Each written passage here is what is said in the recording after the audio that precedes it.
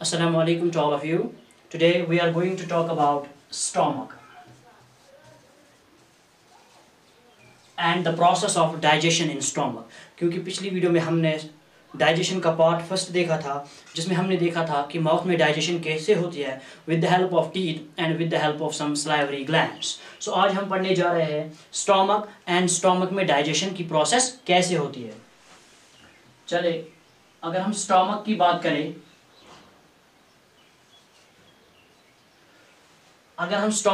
करें, तो ये स्टोमक जो होता है जे शेप्ड ऑर्गन होता है. लेकिन इससे पहले मैंने कहा था कि जो फूड माउथ से ईसोफेगस में चला जाता है, हमने ईसोफेगस को नहीं पढ़ा क्योंकि ईसोफेगस में कोई भी ग्लैंड प्रेजेंट नहीं होता. लेकिन पेरिस्टालिक मूवमेंट्स की वजह से जो ये फूड ईसोफेगस में था, ये चला जाता है into the stomach through the sphincter called as cardiac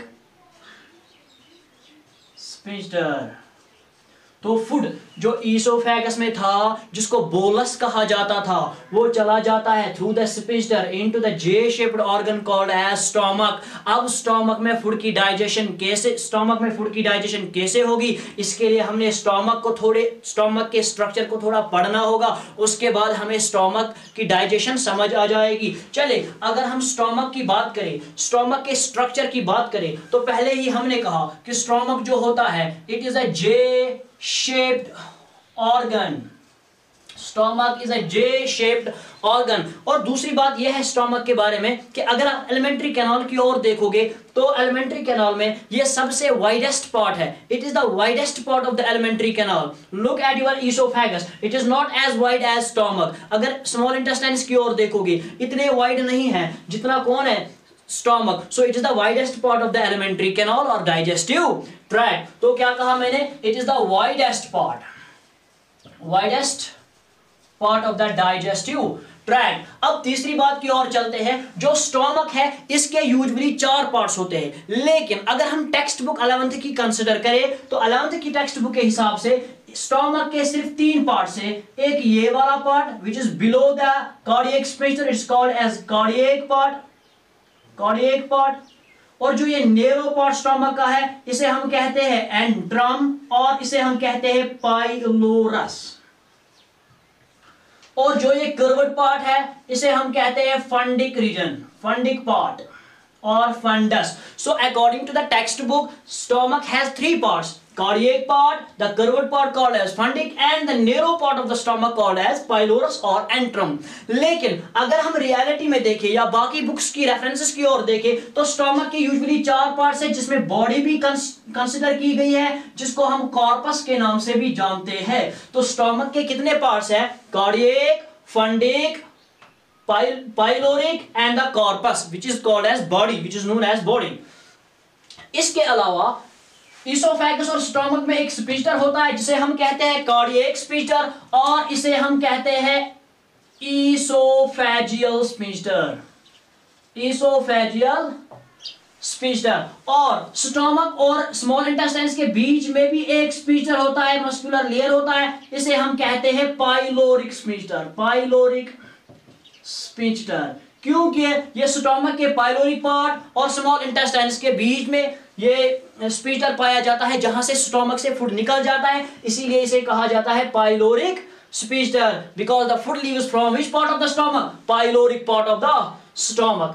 इसके अलावा जो स्टोमक है, इसमें कुछ नॉच प्रेजेंट होते हैं. एक नॉच यहां पे होता है, इसको हम कहते हैं इंसिस्यूरा, जो कि कार्डियक पार्ट के नजदीक है, इसीलिए कहते हैं कार्डियका, इंसिस्यूरा कार्डियका. एक नॉच यहां पे पाया जाता है, जो कि पाइलोरिक पार्ट के नजदीक है, इसीलिए कहा जाता है इंसिस्यूरा एंगुलरिस.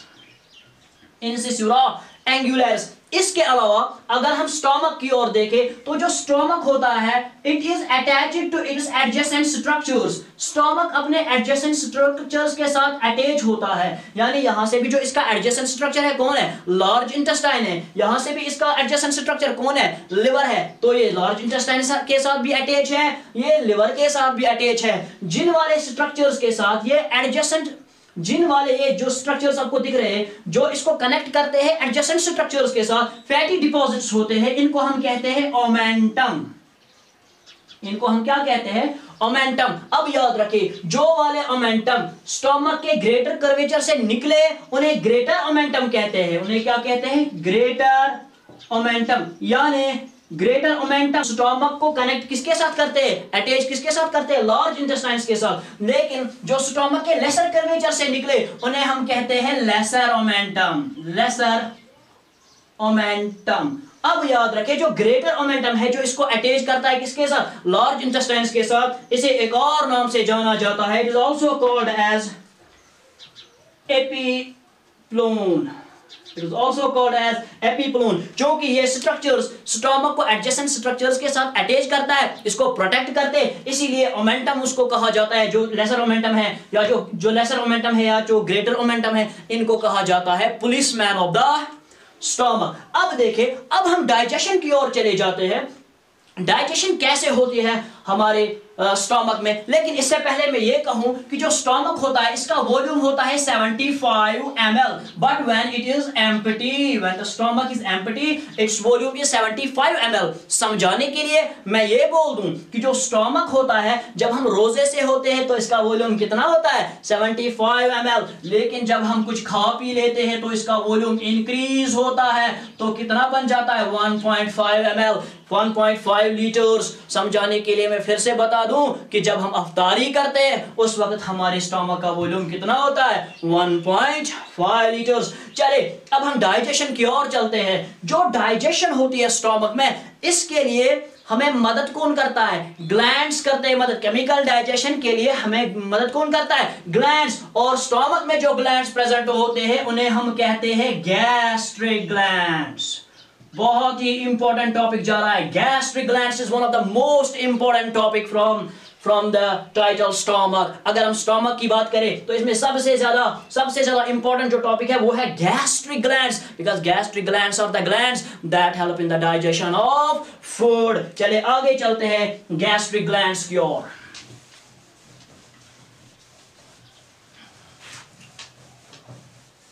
चले गैस्ट्रिक ग्लैंड्स।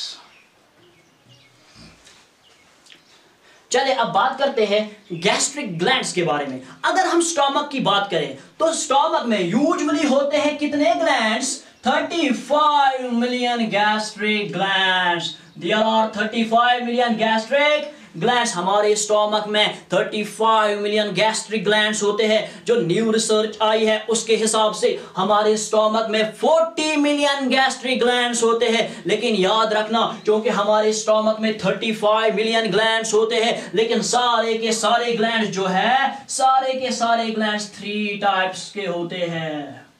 हमारे स्टोमक में 35 मिलियन गैस्ट्रिक ग्लैंड्स है, लेकिन सारे ग्लैंड्स सिर्फ 3 किस्म के हैं। समझाने के लिए मैं यहां से बोल दूं, ये एक बीकर है, ये दूसरा बीकर है, इसमें भी 5 बॉल्स है, इसमें भी 5 बॉल्स है। लेकिन जो ये वाली बॉल्स है ब्लैक है, जो ये वाली बॉल्स है ये कैसी है, व्हाइट बॉल्स है। तो हमारे पास कुल कितनी बॉल्स है, we have 10 balls, but all the balls are of 2 types, that's black and white. जो हमारे पास बॉल है वो कितने है, कुल 10 है, लेकिन किस्म कितने हैं, अक़साम कितने हैं, 2 किस्में हैं। There are 10 balls, but all the balls are of 2 types. Similarly, there are 35 million gastric glands in human stomach, but all the glands are of 3 types. और ये जो ग्लैंड्स होते हैं ये इनको डिवाइड किया गया, इनको क्लासिफाई किया गया on the basis of their position. जहां पे ये प्रेजेंट होते हैं नाम भी वही पड़ जाता है। सपोज के तौर पे अगर ये स्टोमक है, ये स्टोमक है, सपोज के तौर पे अगर ये स्टोमक है, ये कौन सा पार्ट है, फंडिक पार्ट है, कार्डियक पार्ट है, ये बॉडी है और ये पाइलोरस है। अब देखिए सारे के सारे ग्लैंड्स कितने किस्म के, 3 किस्म के हैं। देखिए पहला किस्म, जो वाले ग्लैंड्स कार्डियक पार्ट में पाए जाते हैं उन्हें कार्डियक ग्लैंड्स कहते हैं। जो ग्लैंड्स कहां पाए जाते हैं, cardiac part of the stomach में पाए जाते हैं, उन्हें हम कहते हैं कार्डियक ग्लैंड्स। अब याद रखें, जो कार्डियक ग्लैंड्स होते हैं ये बने होते हैं, इसमें होती है गॉबलेट सेल्स, और आपको पता है कि गॉबलेट सेल्स हमेशा रिलीज करती है म्यूकस, और इसीलिए गॉबलेट सेल्स को म्यूकस सेल्स भी कहा जाता है। इसके बाद दूसरी अक़साम की सेल्स, दूसरी किस्म की सेल्स जो पाइलोरिक पार्ट में पाई जाती है उन्हें क्या कहेंगे? Pyloric glands. यानी जो gland cardiac part of the stomach में पाया जाए कार्डियक ग्लैंड कहते हैं, जो वाला ग्लैंड पाइलोरिक पार्ट में पाया जाता है पाइलोरिक ग्लैंड कहते हैं। पाइलोरिक ग्लैंड में भी कौन सी सेल्स होती है? गॉबलेट सेल्स, और गॉबलेट सेल्स क्या रिलीज करती है? म्यूकस रिलीज करती है। लेकिन इसके अलावा इसमें जी सेल्स भी पाई जाती है जो रिलीज करती है gastrin.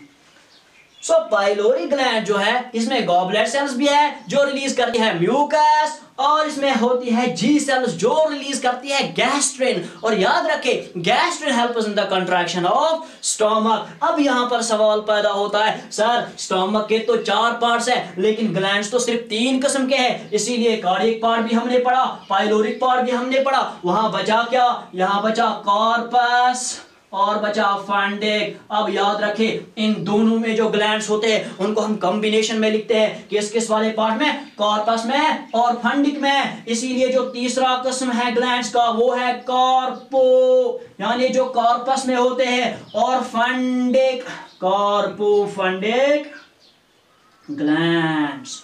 They constitute of the major glands of the stomach. Very important glands of the stomach. They constitute the major portion of the stomach. कौन से वाले glands? Corpophagy glands. वो glands होते हैं जो stomach के body में भी पाए जाते हैं, stomach के curved part of the region में भी पाए जाते हैं। अब जो corpophagy glands होते हैं ये खुद कितने किस्म के होते हैं? ये जो कार्डियक ग्लैंड्स होते हैं सिर्फ इसमें गॉबलेट सेल्स होती है। जो पाइलोरिक ग्लैंड्स होते हैं इसमें 2 किस्म की सेल्स होती है, goblet cells and G cells. लेकिन जो कार्पोफंडी ग्लैंड है इसमें 4 किस्म की सेल्स पाई जाती है। एक होती है गॉबलेट सेल्स, एक होती है कौन सी सेल्स? Goblet sales. और गॉबलेट सेल्स क्या रिलीज करेंगी? म्यूकस, सबको पता है। और दूसरी इसमें पाई जाती है चीफ सेल्स। कौन सी सेल्स? Chief cells. इनको हम कहते हैं जाइमोजेन सेल्स, जाइमोजेन सेल्स। और ये रिलीज करती है पेप्सिनोजेन, पेप्सिनोजेन, और साथ ही ये रिलीज करती है प्रोरेनिन। और तीसरी किस्म जो इसमें है उनको कहते हैं पैराइटल सेल्स। इनको हम ऑक्जेंटिक सेल्स भी कहते हैं, ऑक्जेंटिक सेल्स। और इनको हम कहते हैं डीलोमॉर्फ्स, और इनको हम कहते हैं एसिडोमॉर्फ्स। डीलोमॉर्फ्स और एसिडोमॉर्फ। और ये रिलीज करती है gastric juice like HCl, NaCl। इसके अलावा जो पैराइटल सेल्स होती है ये रेस्पॉन्सिबल होती है for the absorption of vitamin B12 intrinsic castle factor, पढ़ा होगा आपने। तो चले कितने किस्म की सेल्स इसमें होती है? 4 किस्म की सेल्स होती है। एक होती है गॉबलेट सेल्स जो रिलीज करती है म्यूकस, दूसरी होती है चीफ सेल्स जिनको कहते हैं जाइमोजेन सेल्स जो रिलीज करती है पेप्सिनोजेन, और होती है पैराइटल सेल्स जिनको ऑक्जेंटिक सेल्स भी कहा जाता है, डीलोमॉर्फ्स भी कहा जाता है, एसिडोमॉर्फ्स भी कहा जाता है, और ये रिलीज करती है HCl। अब देखिए इसमें लास्ट किस्म की जो सेल है, 4th टाइप ऑफ सेल जो कार्पोफंडी ग्लैंड में पाई जाती है उसको हम कहते हैं उसको हम कहते हैं एंटीरो, उसको हम कहते हैं antero endocrine cells, antero endocrine cells. यहां पे एक बात याद रखिए, जो एंटीरो एंडोक्राइन सेल्स होती है वो यूजुअली प्रेजेंट होती है स्मॉल इंटेस्टाइन्स में, लेकिन जो वाली एंटीरो एंडोक्राइन सेल्स स्टमक में पाई जाए उनको हम कहते हैं गैस्ट्रिक एंटीरो एंडोक्राइन सेल्स। अब याद रखें एंटीरो एंडोक्राइन सेल्स को हम कहते हैं अर्जेंटेफिन सेल्स। इनको अर्जेंटेफिन सेल्स के नाम से भी जाना जाता है। इनको कुलचिटस्काई सेल्स के नाम से भी जाना जाता है, कुलचिटस्काई सेल्स। इनको कुलचटसिकाई सेल्स के नाम से भी जाना। और याद रखे जो ये सेल्स होती है, ये एंटीरो एंडोक्राइन सेल्स होती है, ये खुद 3 किस्म की होती है। They are further divide into 3 types of cells. एक होती है जी सेल्स, बोले क्या रिलीज करेंगे, गैस्ट्रिन। और दूसरी होती है डी सेल्स जो रिलीज करती है सोमैटोस्टैटिन। और तीसरी होती है ईसी सेल्स जो रिलीज करती है motilin. And motilin is responsible for the churning movements of stomach. जो स्टमक की चर्निंग मूवमेंट्स है जिनकी वजह से डाइजेशन हो जाती है, उनके लिए रेस्पॉन्सिबल होता है मोटेलिन। ईसी सेल्स, इनको ईसी सेल्स क्यों कहा जाता है, एंटीरोक्रोमैफिन, क्रोमैफिन सेल्स, एंटीरोक्रोमैफिन सेल्स। चलिए समराइज करते हैं। जो गैस्ट्रिक ग्लैंड्स होते हैं 3 किस्म के होते हैं, cardiac glands, pyloric glands, corpofundic glands. Cardiac glands में सिर्फ गॉबलेट सेल्स होती है, वो म्यूकस रिलीज करती है। पाइलोरी ग्लैंड्स में गॉबलेट सेल्स होती है, वो रिलीज करती है म्यूकस। और इसमें जी सेल्स होती है जो रिलीज करती है गैस्ट्रिन। कार्पोफंडिक ग्लैंड्स जो मेजर ग्लैंड्स होते हैं स्टमक के, और इनमें होती है 4 किस्म की cells. Goblet cells mucus release करती है, दूसरी चीफ सेल्स जिनको जाइमोजन सेल्स भी कहा जाता है, पेप्सिनोजन रिलीज करती है, प्रोरेनिन भी रिलीज करती है, विटामिन B12 को भी एब्सॉर्ब करने में मदद करती है। पैराइटल सेल्स, इनको ऑक्जेंटिक सेल्स कहा जाता है, डीलोमॉर्फ्स कहा जाता है, एसिडोमॉर्फ्स कहा जाता है, ये रिलीज करती है HCl। अभी तक याद रखे, HCl भी रिलीज हो गया, पेप्सिनोजन भी रिलीज हो गया, और गैस्ट्रिन भी रिलीज हो गया, और म्यूकस भी रिलीज हो गया। इसके अलावा एंटीरोएंडोक्राइन सेल्स, और ये एंटीरोएंडोक्राइन सेल्स को अर्जेंटाइफिन सेल्स भी कहा जाता है, कुलचटसिकाई सेल्स भी कहा जाता है। ये खुद 3 किस्म की होती है, जी सेल्स जो गैस्ट्रिन रिलीज करते हैं, सोमैटोस्टैटिन रिलीज करते हैं, और मोटेलिन रिलीज करती है। इनको G cells, D cells and EC cells. G cells release gastrin, D cells release somatostatin, whereas EC cells release motilin. EC cells को क्या कहा जाता है, एंटीरोक्रोमैफिन सेल्स। अगर आप वीडियो का लास्ट पार्ट देख रहे हो तो समझ लो आपको डाइजेशन इन स्टमक समझ आ चुकी है, क्योंकि आपको पता है अभी तक कौन कौन सी चीज सिक्रीट हो गई। अभी तक सिक्रीट हो गई म्यूकस, अभी तक सिक्रीट हो गया HCl, अभी तक सिक्रीट हो गया पेप्सिनोजन, अभी तक सिक्रीट हो गया गैस्ट्रिन। समझ आई बात। म्यूकस को सिक्रीट करती है गॉबलेट सेल्स, HCl को रिलीज करता है पैराइटल सेल्स, पेप्सिनोजन को रिलीज करती है चीफ सेल्स, गैस्ट्रिन को रिलीज करती है जी सेल्स, चाहे वो एंटीरो एंडोक्राइन में प्रेजेंट हो, चाहे वो पाइलोरिक ग्लैंड में प्रेजेंट हो। तो याद रखिए, अब डाइजेशन कैसे होती है। स्टमक है, डाइजेशन अब कैसे होगी। अब याद रखें, क्योंकि जो म्यूकस होता है, म्यूकस का काम क्या है, ये हमारे स्टमक के वॉल्स को प्रिवेंट करता है from HCl। Mucus prevents the walls of stomach. Walls of stomach से याद आया, आपने पढ़ा होगा gastrointestinal tract, histology of gut आपने पढ़ी होगी। यानी जो गैस्ट्रोइंटेस्टाइनल ट्रैक्ट है, जो स्टमक है, ये कितने वॉल्स का बना होता है, 4 लेयर्स। गट जो होता है, जो गट होता है, एलिमेंट्री कैनाल जो होता है, ये कितने लेयर्स का बना होता है। इनके जो वॉल्स होते हैं कितने लेयर्स के होते हैं, 4 लेयर्स होते हैं। जो आउटर मोस्ट होता है उसे सेरोसा कहते हैं, जो उसके थोड़ा इनसाइड होता है उसे कहते हैं मस्क्यूलरिस। उसके बाद जो होता है उसे कहते हैं सब म्यूकोसा। उसके बाद जो इनर मोस्ट लेयर होता है उसे कहते हैं म्यूकोसा। अब याद रखें कंफ्यूजन के बगैर, mucosa is a layer, mucus is the secretion. सारे के सारे ग्लैंड जो हमने पढ़े, चाहे कार्डियक ग्लैंड पढ़ा, पाइलोरी ग्लैंड पढ़ा, कार्पोफंडी ग्लैंड पढ़ा, ये सारे के सारे ग्लैंड्स प्रेजेंट होते हैं म्यूकोसा लेयर में, यानी inner layer of the stomach में। अब देखिए, जब सारे के सारे ग्लैंड्स म्यूकोसा में प्रेजेंट है तो ये सारी सिक्रीशंस म्यूकोसा में ही प्रेजेंट होगी ना। तो अब देखे कि जो म्यूकस होता है इसका फंक्शन क्या होता है। म्यूकस एक्चुअल में स्टोमक के वॉल्स को प्रिवेंट करता है, जो मैंने बताया था, it prevents the walls of stomach from HCl।